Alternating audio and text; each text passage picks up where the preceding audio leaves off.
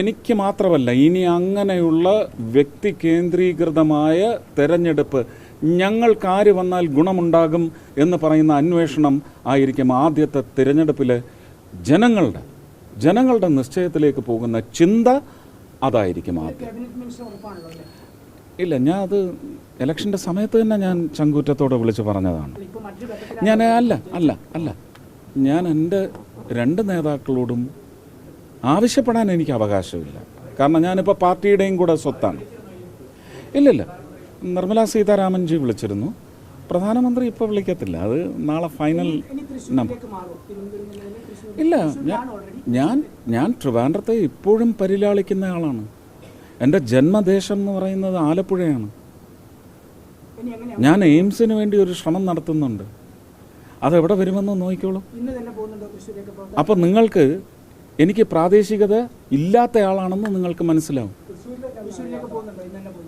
എനിക്കറിയത്തില്ല, അത് ഞാൻ നാളെ ഇൻഡിഗോയ്ക്ക് ടിക്കറ്റ് എടുത്തിരിക്കുകയാണ്. പക്ഷേ ഇന്ന് ജാവ്ദേക്കർജി വന്നിട്ട് പറഞ്ഞു അത് ഞങ്ങൾ തീരുമാനിക്കുന്ന മാർഗത്തിൽ പോകണം എന്ന് അറിയിച്ചിട്ട് പോയി. അദ്ദേഹം അറിയിക്കും. ഞാൻ ഇലക്ഷൻ്റെ സമയത്തും പറഞ്ഞു, എൻ്റെ മുമ്പിൽ ഇടതും വലതും ഇല്ല, എൻ്റെ മുമ്പിൽ ശത്രുക്കളില്ല, എൻ്റെ കൂടെ സ്ഥാനാർത്ഥികൾ അവരേ ഉള്ളൂ. എനിക്ക് മുന്നിൽ ഇടത് വോട്ടേഴ്സില്ല, വലത് വോട്ടേഴ്സില്ല. അതാ പറഞ്ഞ. അപ്പോൾ പറഞ്ഞോട്ടെ, ഞാൻ അദ്ദേഹത്തെ ഇന്നലത്തെയും മെനിഞ്ഞാന്നത്തെയും അദ്ദേഹത്തിൻ്റെ ചില ക്രൗര്യം നിറഞ്ഞ വാക്കുകളുടെ പശ്ചാത്തലത്തിൽ ഇനി ഞാൻ അദ്ദേഹത്തെ ചേട്ടനെന്ന് വിളിക്കില്ല. അദ്ദേഹമിന് ശ്രീ കെ മുരളീധരനാണ്. അദ്ദേഹം വന്നിറങ്ങിയ ദിവസം പിറ്റേന്ന് നിങ്ങൾ പത്രക്കാരെന്താ എൻ്റെ അടുത്ത് ചോദിച്ച, റിപ്പോർട്ടറും മനോരമയും ഏഷ്യാനെറ്റും എല്ലാവരും ഉണ്ടായിരുന്നു. എനിക്കിപ്പോഴും ഓർമ്മയുണ്ട്. 3-ാം സ്ഥാനത്തേക്ക് പോലും പോവില്ല സുരേഷ് ഗോപി എന്നാണല്ലോ പറയുന്നത്. ഞാൻ പറഞ്ഞു 10ാമത്തെ സ്ഥാനത്തേക്ക് പൊയ്ക്കോട്ടെ, അതിനെന്താ? ഇത് ജനങ്ങളല്ലേ തീരുമാനിക്കുന്നത്. ഞാൻ ആ ജനങ്ങളുടെ തീരുമാനത്തിനാണ് നിന്നത്, ഇടതിൻ്റെയും വലതിൻ്റെയും തീരുമാനത്തിനല്ല. എനിക്ക് നന്നായിട്ടറിയാം, ഇടതിലെയും വലതിലെയും ഒരു രാഷ്ട്രീയം കളഞ്ഞുകൊണ്ടല്ല അവരെനിക്ക് വോട്ട് ചെയ്തിരിക്കുന്നത്.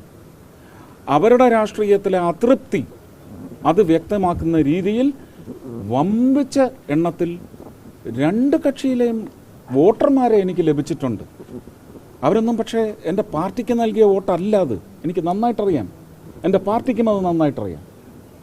അവരും പറയുന്നുണ്ട്, ഞാൻ പറഞ്ഞ ഒരു ഭൂരിപക്ഷത്തിൻ്റെ എണ്ണത്തിലേക്ക് വന്ന് ചേരുന്നത് ആ വോട്ടുകളായിരിക്കുമെന്ന് പറഞ്ഞിട്ടുണ്ട്. അതൊന്ന് എന്താ സാധ്യമായിരിക്കും.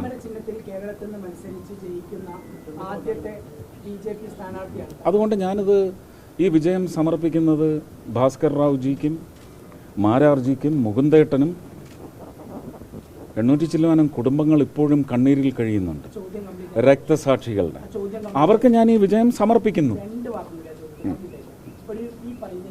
ഞാനത് എന്താണെന്ന് ഇടയ്ക്ക് കയറ്റി പറഞ്ഞു അല്ല, ഞാൻ ഇടയ്ക്ക് കയറ്റി പറഞ്ഞത് ഇല്ലെങ്കിൽ നിങ്ങൾ അത് മുറിച്ചു കളയും. അതുകൊണ്ട് ഈ രാഷ്ട്രീയ നേതാക്കന്മാർക്ക് കഴിയാത്തത് ഒരു പൂർണ്ണമായ രാഷ്ട്രീയക്കാരനല്ലാത്ത സിനിമാ താരത്തിലൂടെ കേരളീയത്തിന് അറിയുന്ന ഒരാൾക്ക് എങ്ങനെ സാധിച്ചു എന്നിട്ടാണ്. അല്ല, അത് പൂർണ്ണമായിട്ട് ഞാൻ അംഗീകരിക്കുന്നില്ല. ഒരു സിനിമാ താരമായ ഒരിക്കലും അങ്ങനെ പറയരുത്. കേരളത്തിന് പരിചയം എന്നാണ് ഉദ്ദേശിച്ചത്, ഇപ്പോഴല്ല. ആ പരിചയം 19-ലില്ലായിരുന്നോ? 21-ലില്ലായിരുന്നോ? അന്ന് ഞാൻ MP അല്ലേ? ആ പരിചയമല്ല. ജനങ്ങൾ കൂടുതൽ മനസ്സിലാക്കി, ഒരു താരത്തിനും ഒരു വ്യക്തിക്കും അപ്പുറം അവരുടെ കാര്യങ്ങളിലേക്കുള്ള പ്രാപ്തി എവിടെ എന്ന് പറയുന്ന അന്വേഷണം അവർ നടത്തിയിട്ടുണ്ടെങ്കിൽ ആ പ്രാപ്തി അവരൊരു ഒരു ഇൻറ്റ്യൂഷൻ പോലെ കണ്ടെത്തി എല്ലാ 5 വർഷവും ശ്രമിച്ചുകൊണ്ടിരിക്കുകയല്ലേ. എന്നെ ഈ 5 വർഷം ശ്രമിക്കുന്നു.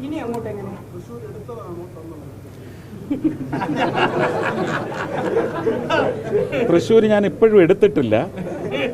തൃശ്ശൂർ അവരെനിക്ക് തന്നു, അത് എൻ്റെ ഹൃദയത്തിലേക്ക് വന്നിരിക്കുന്നു. ഇനി ഞാൻ അതെടുത്ത് തലയിൽ വയ്ക്കും.